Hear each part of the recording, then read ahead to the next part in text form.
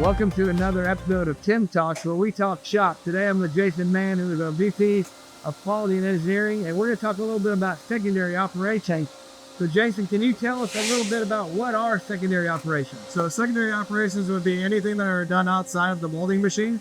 They can be performed at the press, or they can be taken offline to be performed at a later date and time. And like something like this is we're doing printing operations. What type of printing operations might we do here? We can do heat transfer decals. We can do hot foil stamping.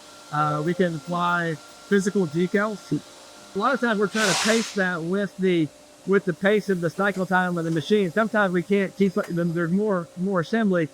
Talk about some of the stuff that we do when we have to take it offline. So in some instances where the machine is going to outpace the operation itself, we can take it offline. And in one instance, we've got an O-ring installation machine where we take the molded components away from the press and we run them through a secondary machine to put the O-rings on and to perform the quality checks at that time. What type of welding operations do we do? The type of things that we're putting together? So it could be a multitude. In one instance, we've got a threaded insert that has to be applied to the part. There are several brass inserts that are sonic welded.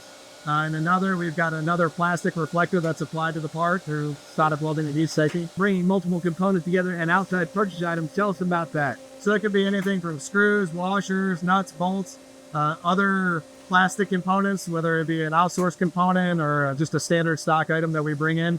Our BOMs, our bill of manufacturers, allow us to really bring anything that we wanted together for the construction of that particular part.